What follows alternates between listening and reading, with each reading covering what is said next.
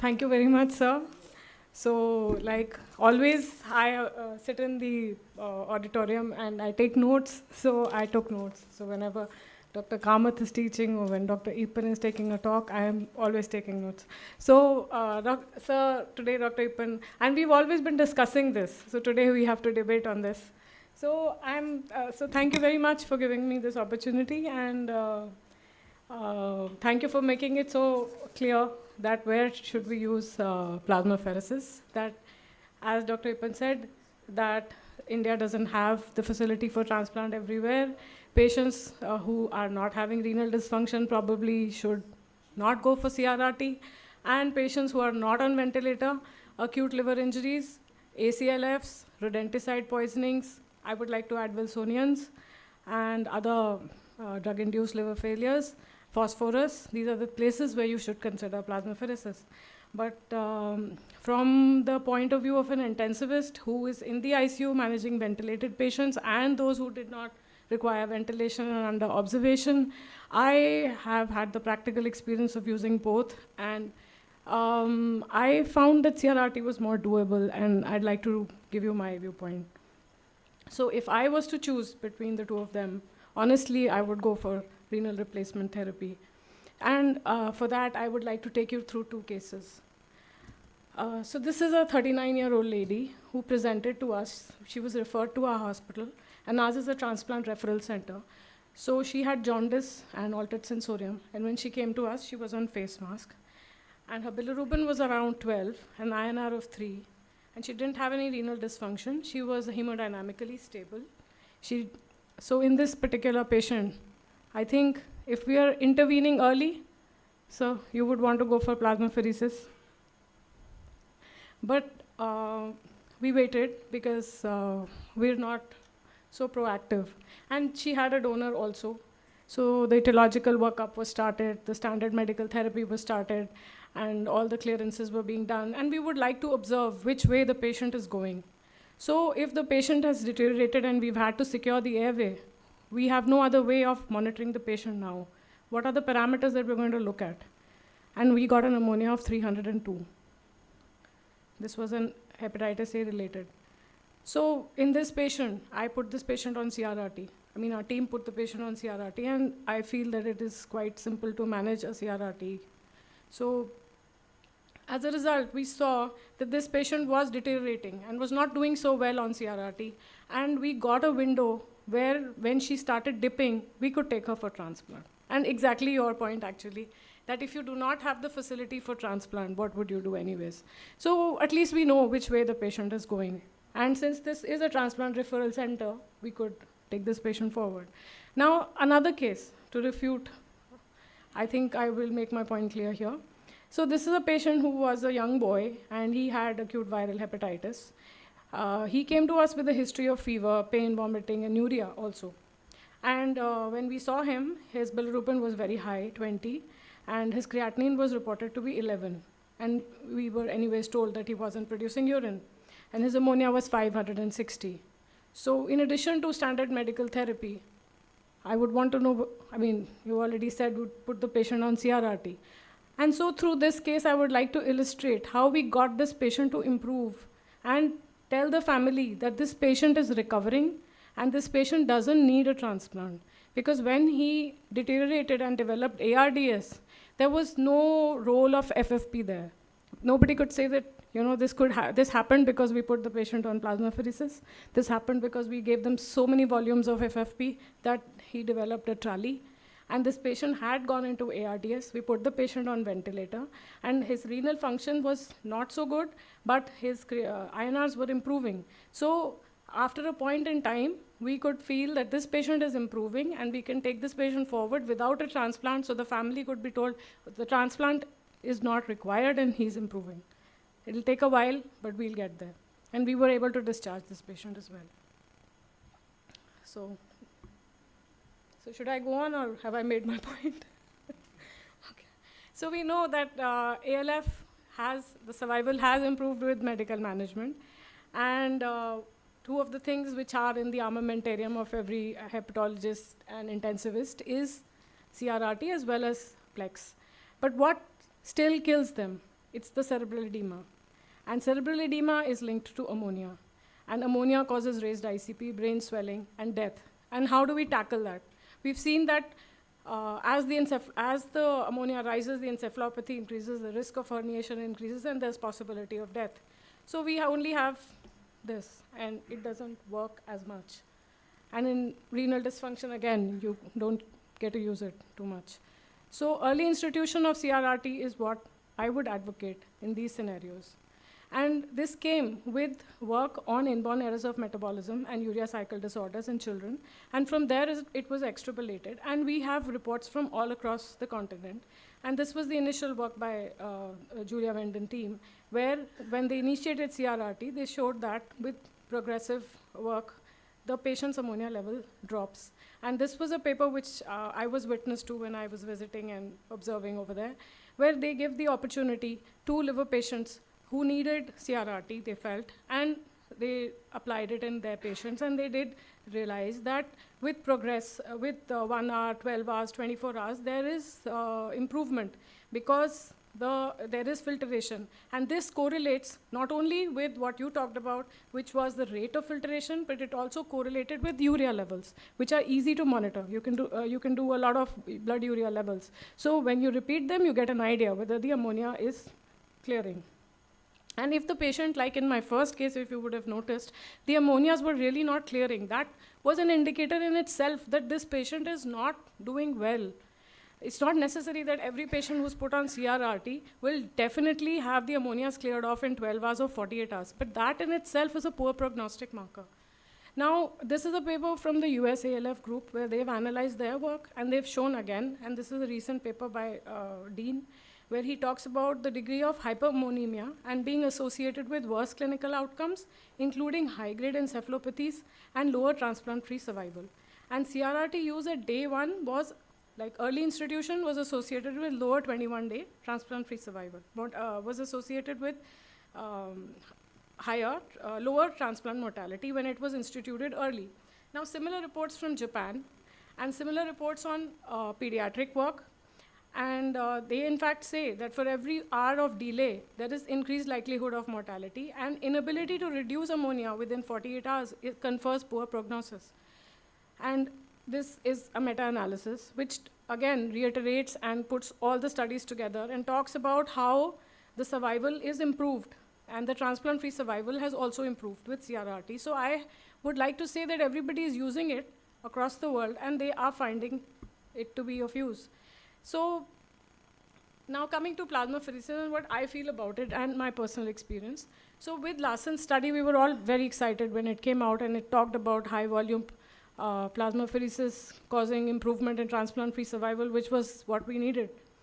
And he said that the patients were hemodynamically stable on those high volumes. He said that there was no need for any vasopressors. And he said that the lactates didn't clear. So again, how does the hemodynamics improve when the lactate doesn't clear? So that means the liver is not working, because it's the liver which is producing the lactate. And if the hemodynamics are improving and the liver is not working, then I don't know. But anyways, so everybody took on to it. But then we don't have so much of literature, but sir has shown us some literature, but coming to the Indian centers. So, but there was a problem, I feel, because they started talking about standard volume plasmapheresis. So before I talk about my experience, I'd like to talk about the big centers.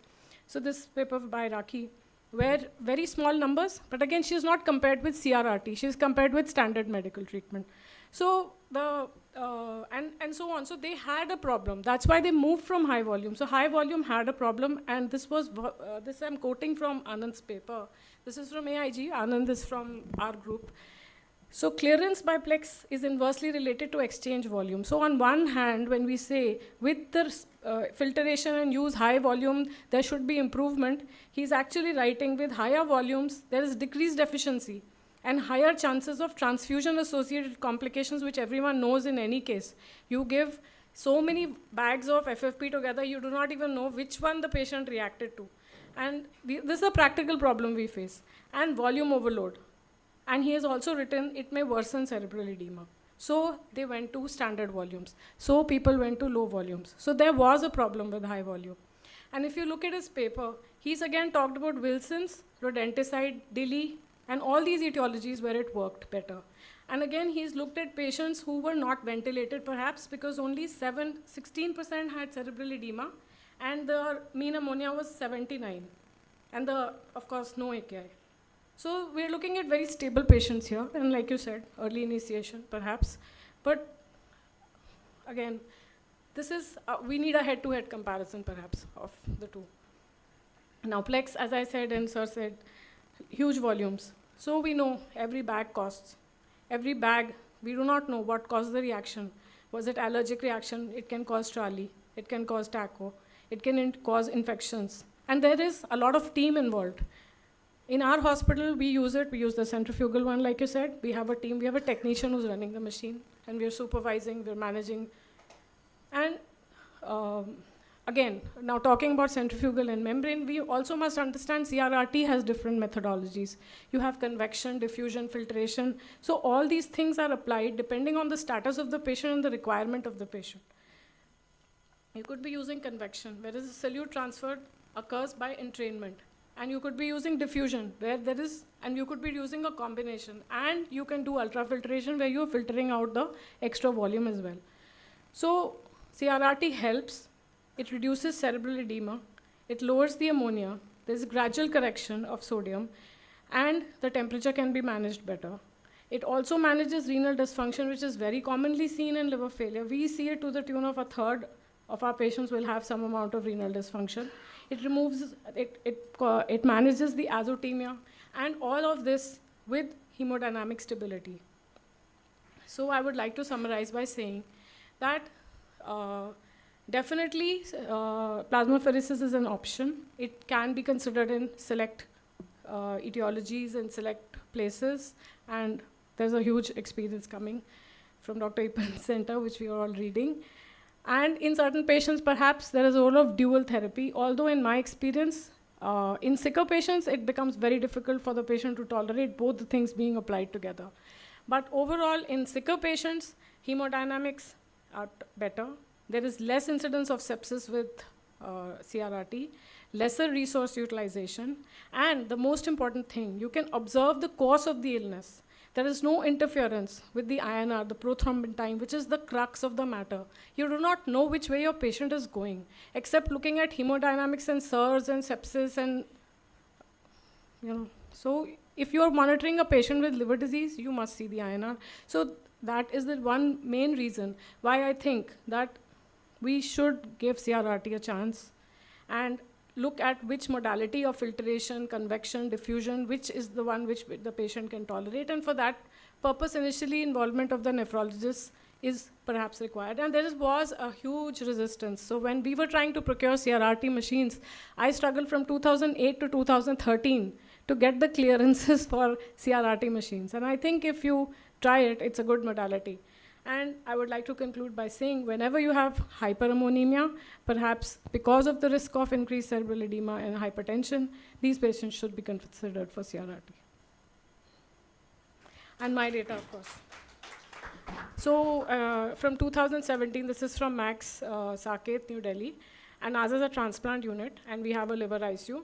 So we were initially offering Plex more than anything else. And our results weren't very encouraging. So we stopped doing that, and it was either standard medical therapy or CRRT.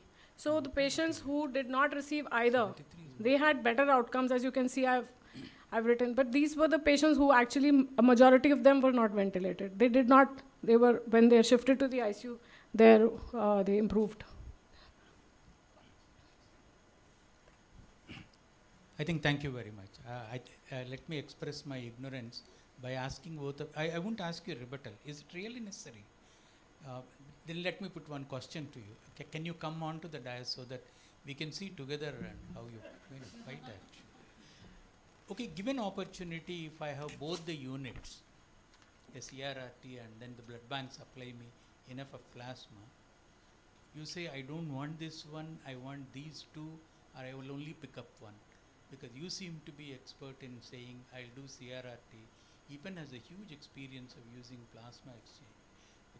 He conditioned his blood bank to supply enough of plasma. So where do you, both of you, stand actually? Okay, let me put the question. If you have both, Hmm. you say I won't pick up the other, I'll pick up only this. Can you say that? Yeah. So that, yeah. So we in our unit we used plasmapheresis to begin with, and our results were not very encouraging. So we have moved to CRRT, and Even that seems to be contrary to what you, because there is one more. etiologies are different. Yeah, with his etiology is different. Like Dr. Ipan said, although I'm actually supposed to be On his debating, I'm not. But I feel that yes, perhaps if I, like I said, I would take notes if Dr. Ipan was speaking over here. So he was not taking any notes, but no, not, so he wouldn't take okay. notes from Now me. let's come to the science. I think I would probably expect Professor Patrick to say a few very important, because the experience is from the other side.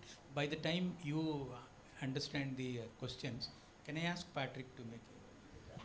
No, actually, probably more important is, can I just get a show of hands, either from what you use or at the end of this discussion, who's going to be a Plex person here? Wow. So the RRT is really low? Yeah, no, I must say, I don't have Plex experience. We are typically CRRT for hyperammonemia. But maybe I have some questions here about your study. So I was not familiar with the term acute liver injury versus acute liver failure. So the reason I ask this is because your survival was 100%. Everyone survived. So anytime I see a treatment where someone has 100% survival, I think maybe many would have survived even without that treatment. So the question is, what was your definition of acute liver injury versus acute liver failure? See if I may show the picture. We used every patient for the analysis met these criteria, this Kochi criteria. So In them, those who were not having encephalopathy was the acute liver injury. So they already met these criteria. I see. So they are actually quite sick by these numbers, but they were not encephalopathic. Just for that analysis The alone. only difference was encephalopathy. That's right. Of those 8 patients you are referring to, sir. So, however, we know that acute liver injury is poorly defined. Rather, severe acute liver injury is poorly defined. But for this particular analysis, the starting point was they all met Kochi criteria. And so in them, as per the original report, but in the original report, the numbers are very small. None survived with standard medical therapy. So that is the difference. Okay, and I follow. And maybe a follow-up question for that is, because I traditionally think in a standard medical treatment group, at least some would get CRRT. But I see that none got CRRT in your study. So the question is, why? Or Sure, sir. If I may, I would just like to share 1 or 2 more points. Just trying to think in what sequence I can say. This is a rapidly moving field. As you can see in the show of hands, what else can we do? It's a bit like that, you know. So the CRRT data, rather the Plex data, come from 3 or 4 big names which we recognize in literature, but they are all intensivists, all experts in their own field, which I fully respect. So for example, Larson is an intensivist. Julia Venton is an intensivist. Yeah, I'm giving examples of names. Now I'm saying 2/3 of our patients were not in the ICU. They're not with the intensivist. So the question is, why should we wait for the patient to be more sick if you have a treatment which is doable, which is more safe? Now it's an evolving field. Now, if we were to ask the question instead, if the patient is already in ICU, okay, they have ALF, my answer is I am on an even keel. I'll put Plex and CRRT on the same frame.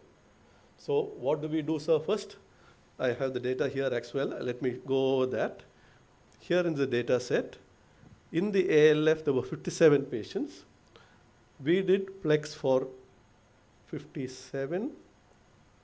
and we did both for only 6. That's the sequence we have done. Another center, maybe Shweta, would do increasingly or doing CRRT alone. Okay? But this is the sequence we have gone into. What is the difference? The difference is you are trying to achieve when can I make the person optimal enough for the LDLT to happen. We are trying to achieve, there is no other next step. It's a different universe altogether, actually. Now, what is right, I do not know. But I know that the center which does not offer LDLT, the clinician is not so confused. The center with an LDLT, now question is what am I aiming for? I am aiming for spontaneous liver survival, or am I in, suppose the donor, it's a dangerous scenario, we know. Now, but this is our reality. So let me share the last 3 slides which I wanted to. So, but if the INRs, if you can't see, how would you know the patient is improving? Except if the patient is not this slide ventilated. has to be shown, however. That is, currently, we have now done 600 patients have undergone plex for either ALF or ACLF. Now, this includes severe ALA as well. As I said, 2/3 of these are not in the ICU. They are in a highly monitored area now, ward. And because we have an almost only cadaveric transplant, and we do very small number of cadaveric, the number of cadaveric transplants at the bottom, they are like, if you do, let's look at 2023, 11 patients underwent cadaveric transplant, 95 underwent plex. That's a scenario, is what sorry. Yeah, I really don't see this as a debate. I mean, as somebody just looking on, it seems to me that both of you have a consensus as to which kind of patient would benefit from which therapeutic intervention in which scenario. For, as Epen yourself said, when there's renal dysfunction, anything related to the kidney, that renal indication has been fulfilled, you're perfectly happy to go on to CRRT. Rising ammonia and deteriorating and encephalopathy, perfectly okay to go on to CRRT. In absence of that situation, plex is a good option where you have high MELD without encephalopathy. So, Shiva, and the second point I'd like to say is etiology. The most of your experience is with rodenticide, and the real data, hard data, is with that category. Is it easy to extrapolate directly to all causes of ALF? And because ultimately the debate is ALF. Personally feel the plex thing cannot be extrapolated to all etiologies of ALF. I think so. We see disastrous results when we use it in ATT-induced ALFs, or if we use it in CAM-induced ALFs. I don't think so. The benefit which we see with rodent, because I practice in Maharashtra where we also see a large number of rodenticide ALFs, I at least don't feel that the same results can be extrapolated to non-rodenticide ALFs. And I feel yesterday we had discussion about ACLF, too early or too late. I think so the spectrum of patient you see decides the treatment.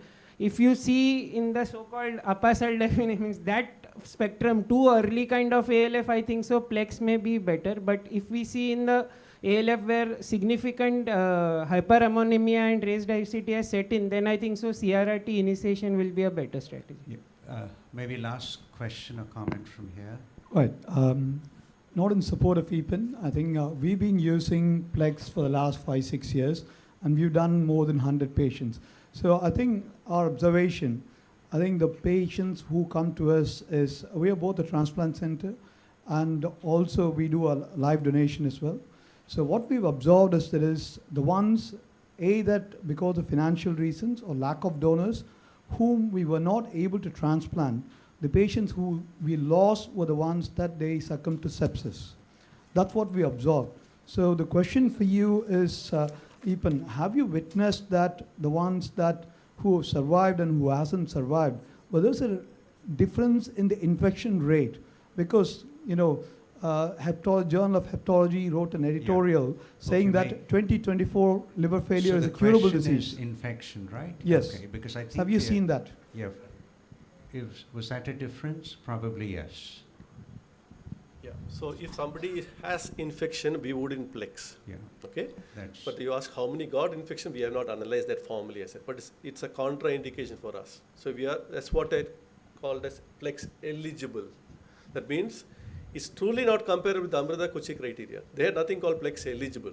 We have excluded people who are hypotensing and who are having infections. But on the other hand, I can also argue somebody's got a pneumonia. Will I take up LDLT today with rodenticide poison? I will not. That's a So contraindication. it's not comparable. But surely it's a moving field, and looking at the reality in India, more people are opting out of ICU for Plex. Within ICU, as Shiva said, it's even keel. It's either Plex or CRRT or both. But out of ICU, that means before that, is a window, which is a big window. Why not? Yeah. Yeah, so that's a good point. When we look at 600 patients, there are multiple etiologies. We just picked up the ones we have enough numbers. So currently we are in the process of collating a pan-India hepatitis A ALF plex. And as of this week, there are 49 patients. Let's see what we get. But we know etiology determines the prognosis in ALF. And as you say, very correctly said, different outcomes are different. So within etiology, we have to see. So in our experience, actually, plasmapheresis causes exacerbation of infections also. So like you said. Yeah, so we don't do it if there's infection. So if we know that there is infection, we wouldn't do it. But Correct. so we are looking at patients who are very, very stable, who haven't shown hemodynamic instability, who haven't got AKI, Yes.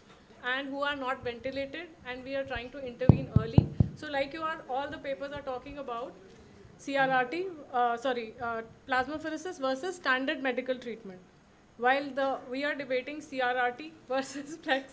So I think that plasmapheresis has its fair share of problems, but perhaps when you are intervening early, it's better than standard medical therapy. So I still think CRRT has some role. Just one comment from both of you. CRRT is more cumbersome as compared to plasma action. You require 24 hours monitoring and all that, while plasma action just takes 3 to 4 hours.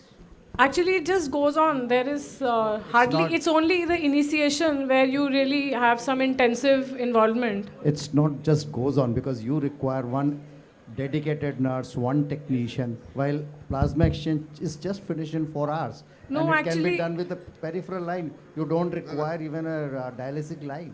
But you're giving so much of volume of FFP, sir, to a patient. That's the whole idea. We're reducing the volume of FFP to low volume and standard volume, and it's quite valid that once a patient is in ICU, definitely CRRT is doable, but outside an ICU, as Epan has clearly shown, Plex would be the best option if you want to offer something. I think with that, we'll have to close here. Thank you, both of you all. It was a very enlightening session, especially for us non-intensivists, and I think that's a lot of information that we take forward to see where we're going in this field. Thank you. Thank you.